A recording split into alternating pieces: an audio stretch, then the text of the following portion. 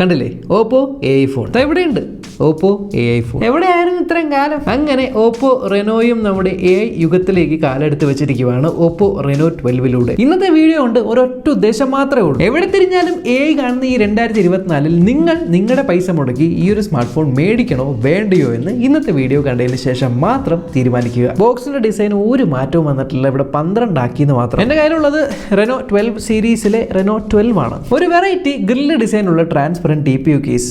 കണ്ടില്ലേ, UV temper glass glue ഒഴിച്ച് ഒട്ടിക്കുന്നവർക്കുള്ളൊരു വാണിംഗും, അങ്ങനെയാണെങ്കിൽ അതിൽ നമ്മുടെ പോർട്ടുകളിൽ ഒട്ടിക്കാവുന്ന സ്റ്റിക്കേഴ്സും, ഞൊടിയിടയിൽ ഗൈഡ്, വായ പൊളന്ന് ചിരിച്ചിരിക്കുന്ന ഒരു സിം ടൂൾ,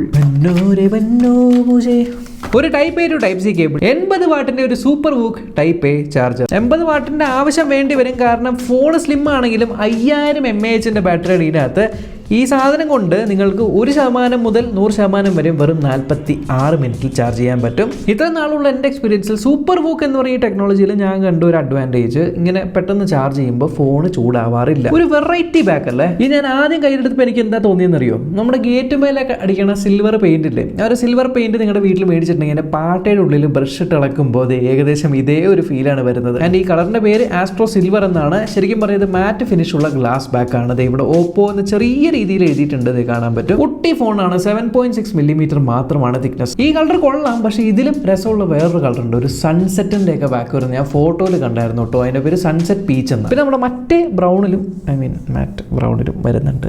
ചളി ആയിരുന്നു അല്ലേ. ഇതിന്റെ ക്യാമറ മുടിയുള്ള ചുറ്റും ഒരു അലങ്കാരം, ഒരു ഗ്രിൽ ഷേപ്പ് ഒക്കെ കൊടുത്തിട്ടുണ്ട്. ഗ്ലാസ് ബാക്ക് ആണെങ്കിലും ഫ്രെയിം പ്ലാസ്റ്റിക് ആണ്. ഫ്രണ്ടിൽ കർവ്ഡ് ഡിസ്പ്ലേ ആണ്. കോണിംഗ് ഗൊറില്ല ഗ്ലാസ് 7i എന്ന് പറഞ്ഞ പ്രൊട്ടക്ഷൻ ആണ് കൊടുത്തിരിക്കുന്നത്. എന്താ പുതിയൊരു സംഭവം 7i എന്ന് നിങ്ങൾ ചോദിക്കുവാണെങ്കിൽ, ബേസിക്കലി കുറച്ചുകൂടി ഒരു ആർമർ അല്ലെങ്കിൽ കുറച്ചുകൂടി ഒരു പ്രൊട്ടക്ഷൻ കൂടുതൽ കിട്ടുന്ന ടൈപ്പ് ഒരു ഗ്ലാസ് ആണ് ഈ ഒരു ഗൊറില്ല ഗ്ലാസ് 7i എന്ന് പറയുന്നു. ഇതിലും നമ്മുടെ ഓപ്പോ F27 പ്രോയിൽ കണ്ട പോലെ തന്നെ ഒരു 360 ഡിഗ്രി ആർമർ പ്രൊട്ടക്ഷൻ വരുന്നുണ്ട്. 360 ഡിഗ്രി ആർമർ പ്രൊട്ടക്ഷൻ ഉണ്ട് എന്ന് അവർ പറയുന്നു. ആ പറയുന്നവർ തന്നെ ഒരു കേസും കൂടെ കൊടുത്തിട്ടുണ്ട്. സോ നിങ്ങൾക്ക് മനസ്സിലായിട്ടുണ്ടാവും ഇതിട്ട് ഉപയോഗിക്കും. താഴെ speaker, type C port, microphone, sim tray ആണ്. ഇതിനകത്ത് നിങ്ങൾക്ക് ഡ്യുവൽ നാനോ സിം അല്ലെങ്കിൽ നിങ്ങൾക്ക് 1 TB വരെ മൈക്രോ SD കാർഡ് യൂസ് ചെയ്ത് എക്സ്പാൻഡ് ചെയ്യാൻ പറ്റും. മുകളിലായിട്ട് secondary speaker, yes, dual stereo speakers ഉണ്ട്, മൈക്രോഫോൺ ഉണ്ട് ആൻഡ് IR ബ്ലാസ്റ്റർ ലഭിക്കുന്നു. ഇനി നമുക്ക് ഇതിന്റെ മെയിൻ കാര്യത്തെ പറ്റി സംസാരിക്കാം. യെസ്, ഈ റെനോ 12നെ AI ഫോൺ ആക്കി മാറ്റുന്ന എന്തൊക്കെ AI ഫീച്ചേഴ്സ് ആണ് ഇതിനകത്തുള്ളത്, ഇതൊക്കെ ഉള്ളതാണോ പറഞ്ഞുതരാം. ഒന്നാമത്തേത് AI ഇറേസർ 2.0. നിങ്ങൾ കേട്ട് മടുത്ത് കാണുന്ന ഒരു കാര്യമായിരിക്കും. വേറൊന്നുമല്ല, ഫോട്ടോ എടുക്കുന്ന സമയത്ത് അൺവാണ്ടഡ് ആയിട്ടുള്ള കാര്യങ്ങളോ പുറകിൽ ആൾക്കാരൊക്കെ നിൽപ്പുണ്ടെങ്കിൽ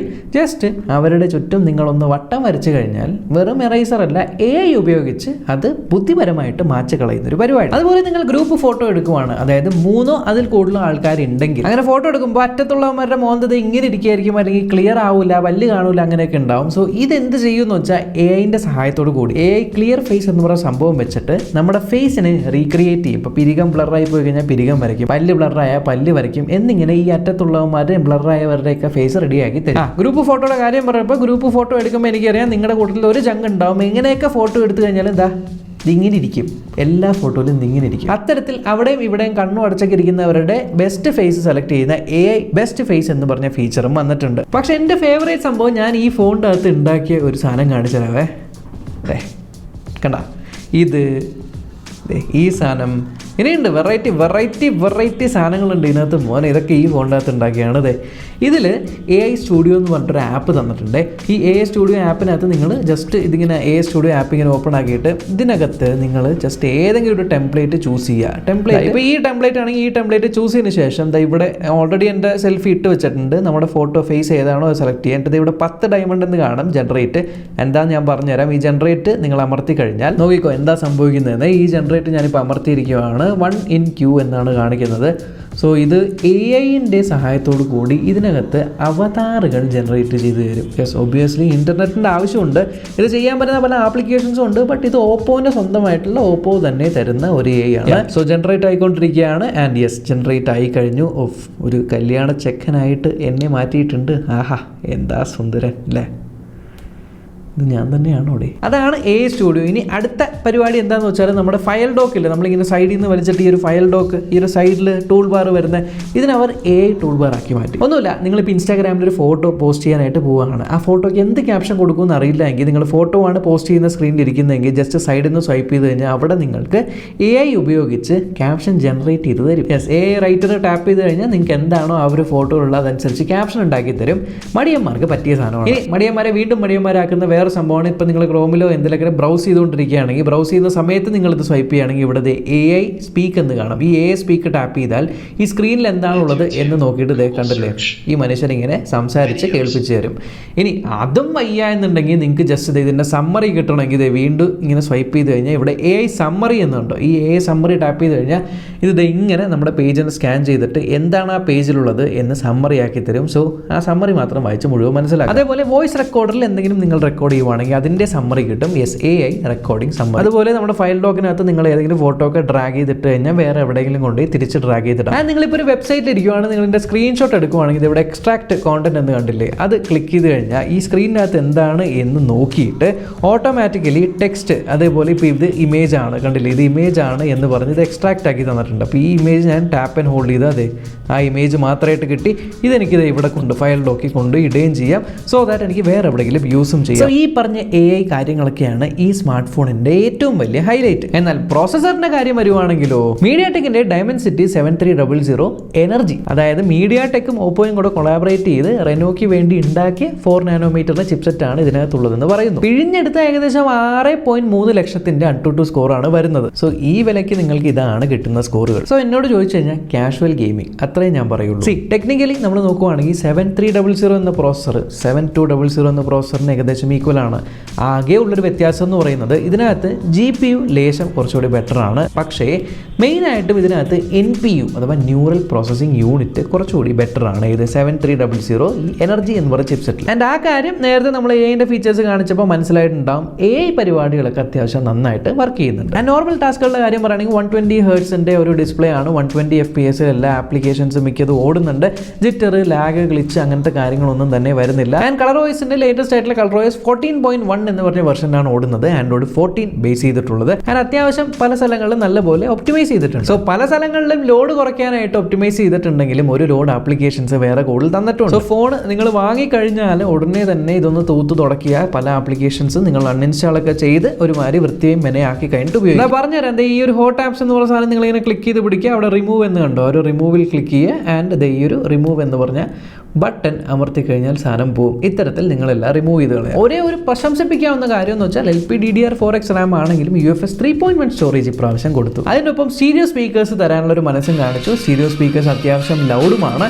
നിങ്ങൾക്ക് എക്സ്ട്രാ അല്ലെങ്കിൽ അൾട്രാ വോളിയം മോഡ് കിട്ടും. അതുപോലെ ഇതിനകത്ത് ഹോളോ ഓഡിയോ എന്ന് പറയുന്ന സംഭവം ഉണ്ട്. ഒന്നുമില്ല, ഒരു സ്പേഷ്യൽ ഓഡിയോയുടെ ആ ഒരു പരിപാടി ചെയ്യുന്ന ഒരു കാര്യമാണ്. അത് ഇതിനകത്തുണ്ട്. കോൾ ചെയ്യുന്ന സമയത്ത് നമുക്ക് ചെവിയിൽ ഇങ്ങനെ വെക്കുമ്പോൾ AI ഉപയോഗിച്ച് നോയ്സ് ക്യാൻസൽ ചെയ്യുന്നുണ്ട്. അതിനെന്താണ് AI ക്ലിയർ വോയിസ്, അങ്ങനെ എന്തോ ആണ് എൻ്റെ പേര്. ഒന്നുമില്ല, കോൾ ചെയ്യുമ്പോൾ ഇപ്പോൾ ഭയങ്കര ലൗഡായിട്ടുള്ള സ്ഥലത്ത് നമ്മളിങ്ങനെ വെച്ച് കോൾ ചെയ്യുമ്പോൾ പെട്ടെന്ന് ആ ഒരു ക്രൗഡിൻ്റെ ശബ്ദം ഒന്ന് ഇവിടെ നിന്ന് അടഞ്ഞ പോലൊരു തോന്നൽ വരും. അത് ഞാൻ ചെവി അടഞ്ഞാന്ന് വിചാരിച്ചു. പക്ഷേ പിന്നെയാണ് മനസ്സിലായത് ശരിക്കും ഒരു AI ഫീച്ചറാണ് ഇത്, AI ക്ലിയർ വോയിസ്. പക്ഷേ ഇതിൻ്റെ ഹാപ്റ്റിക്സ് കുഴപ്പമില്ല എന്നേ പറയാൻ പറ്റുള്ളൂ. എന്നാൽ റെനോ സ്മാർട്ട് ഫോൺസ് പേര് കേട്ടിരിക്കുന്നത് റെനോ സ്മാർട്ട് ഫോൺസിലുള്ള അത്യുഗ്രൻ ക്യാമറകൾക്കാണ്. സോ എന്താണ് ക്യാമറയിൽ സ്പെഷ്യാലിറ്റി എന്ന് വെച്ചാൽ ട്രിപ്പിൾ ക്യാമറ സെറ്റപ്പ് ആണെന്ന് കണ്ടപ്പോൾ മനസ്സിലായില്ലേ. 50 മെഗാ പിക്സലിൻ്റെ പ്രൈമറി ക്യാമറയാണ്. യെസ്, ഈ അടുത്തുള്ള ട്രെൻഡാണ് നമ്മുടെ സോണിയുടെ LYT600 എന്ന് പറഞ്ഞ ഒരു ലിറ്റിയ സെൻസറാണ് ഇതിനകത്തുള്ളത്. അതിൻ്റെ കൂടെ 8 മെഗാ പിക്സലിൻ്റെ അൾട്രാ വൈഡ് ക്യാമറയും കൊടുത്തിട്ടുണ്ട്. അതിൻ്റെ ഒപ്പം 2 മെഗാ പിക്സലിൻ്റെ ഒരു മാക്രോ ക്യാമറയും കൊടുത്തിട്ടുണ്ട്. യെസ്, ഉള്ള കാശ് മുഴുവനും AIക്ക് ഉപയോഗിച്ചാൽ ഇങ്ങനെ ഇരിക്കും. ഫ്രണ്ടിൽ ഓട്ടോ ഫോക്കസ് ഉള്ള ഒരു 32 മെഗാ പിക്സലിൻ്റെ ക്യാമറ. പതിവിലും വിപരീതമായി ഞാൻ ഫ്രണ്ട് ക്യാമറയിൽ നിന്ന് സ്റ്റാർട്ട് ചെയ്യാം. ഫ്രണ്ട് ക്യാമറയിൽ നിങ്ങൾക്ക് 4K 30 FPS വീഡിയോ എടുക്കാനായിട്ട് പറ്റും. 4K 30 FPS വീഡിയോസ് നിങ്ങൾക്ക് സ്റ്റേബിൾ ആയിരിക്കില്ല. സ്റ്റേബിലിറ്റി ഓൺ ആക്കിയാൽ 1080p 30 FPS എടുക്കാൻ പറ്റും. യെസ്, 1080p 30 ആണ്. 1080p 60 ഓപ്ഷൻ ഫ്രണ്ടിൽ വരുന്നില്ല. മറുഭാഗത്ത് ബാക്ക് സൈഡിലേക്ക് നമ്മൾ വരുവാണെങ്കിൽ ബാക്ക് സൈഡിൽ നിങ്ങൾക്ക് 4K 30 FPS വീഡിയോ എടുക്കാൻ പറ്റും. സർപ്രൈസിംഗ്ലി ബാക്കിലുള്ള 4K 30 FPS വീഡിയോസ് കുറച്ചുകൂടി സ്റ്റേബിൾ ആണ്, കുറച്ചുകൂടി നല്ലതാണ്. ആൻഡ് സ്റ്റെബിലിറ്റി ഇത്തിരി കൂടെ വേണമെന്നുണ്ടെങ്കിൽ സ്റ്റെബിലൈസേഷൻ മോഡ് ഓൺ ആക്കിയാൽ നിങ്ങൾക്ക് 1080p 60 FPS ബാക്കിൽ എടുക്കാൻ പറ്റും. ഫോട്ടോ എടുക്കുന്ന കാര്യത്തിലേക്ക് വരുമ്പോഴാണ് ഇതിൻ്റെ മെയിൻ ആയിട്ടുള്ള ഒരു വ്യത്യാസം മനസ്സിലാവുന്നത്. ലാൻഡ്സ്കേപ്പ് പരമായിട്ടുള്ള ഫോട്ടോസ്, ഹ്യൂമൻ സബ്ജക്ട്സ് അല്ലാത്ത ഫോട്ടോസൊക്കെ നിങ്ങൾ എടുക്കുന്ന സമയത്ത് അങ്ങനെ കാര്യമായിട്ടുള്ളൊരു അപാകതയൊന്നും തോന്നില്ല. പക്ഷേ ദ മൊമെൻറ്റ് നിങ്ങൾ ഒരു ഹ്യൂമൻ സബ്ജക്റ്റിൻ്റെ ഫോട്ടോ എടുക്കുമ്പോൾ എന്തൊക്കെയോ AI അൽഗോരിതം കയറി വരുന്ന കാണാം. ഫോട്ടോ എടുക്കുന്ന സമയത്ത് ഭയങ്കര ബ്രൈറ്റ് ആയിട്ട് അല്ലെങ്കിൽ ഭയങ്കര വൈബ്രൻ്റ് ആയിട്ട് എന്താ പറയുക, കണ്ടു കഴിഞ്ഞാൽ ഒരു സുന്ദരൻ എന്ന് പറയിപ്പിക്കുന്ന രീതിയിലുള്ള ഫോട്ടോസ് ആയിരിക്കും വരുന്നത്. ബ്രൈറ്റ് ഡേ ലൈറ്റിൽ ഒറ്റ നോട്ടത്തിൽ നിങ്ങൾ ഫോട്ടോസ് കണ്ടു കഴിഞ്ഞാൽ വലിയ പ്രശ്നമൊന്നുമില്ല. ബാക്കിൽ നിന്ന് ഹാർഷ് ആയിട്ടുള്ള ലൈറ്റ് വരുന്ന സമയത്ത് നമ്മളൊന്ന് സബ്ജക്റ്റിനെ ടാപ്പ് ചെയ്ത് കൊടുക്കേണ്ടി വരും. അപ്പോഴാണ് ആ ഒരു എക്സ്പോഷർ കറക്റ്റ് ആവുന്നത്. അല്ലാത്ത പക്ഷം വേറെ ഫോട്ടോസിന് അത്ര വലിയ പ്രശ്നമൊന്നും. വേണമെങ്കിൽ നിങ്ങൾക്ക് ആ ഒരു 50 MP സെൻസറിനെ ക്രോപ്പ് ചെയ്ത് 2x ആയിട്ട് 2x പോർട്രേറ്റ് ഫോട്ടോസ് എടുക്കാം. പോർട്രേറ്റ് ഫോട്ടോസിന്റെ എഡ്ജ് ഡിറ്റക്ഷൻ പല സമയങ്ങളിലും നല്ലതാണ്, പല സമയങ്ങളിലും ചെറുതായിട്ട് പാളുന്നുണ്ട്. ബട്ട് ഓവറോൾ നമ്മൾ നോക്കുവാണെങ്കിൽ 8 out of 10 times photos are actually good. കൂടെ 8 MP ഒരു അൾട്രാ വൈഡ് ക്യാമറയാണ് കൊടുത്തിരിക്കുന്നത്. ഇത്തരത്തിലുള്ള ഫോട്ടോസ് ആണ് ഇതിൽ നിന്നും വരുന്നത്. പ്ലസ് ഒരു 2 MP മാക്രോ ക്യാമറയും കൂടി കൊടുത്തിട്ടുണ്ട്. Photo samples are here. പക്ഷേ ഇവർ അൽഗോരിതം വെച്ച് മെയിൻ ആയിട്ട് കളിച്ചിരിക്കുന്നത് ഫ്രണ്ട് ക്യാമറയിലാണ്. ഫ്രണ്ട് ക്യാമറയിൽ നമ്മുടെ ബ്യൂട്ടിഫിക്കേഷൻ മോഡ് ഉണ്ടല്ലോ, ഇതിനകത്തൊരു സാധനമുണ്ട് പോർട്രേറ്റ് റീടച്ച് എന്ന് പറഞ്ഞിട്ട്.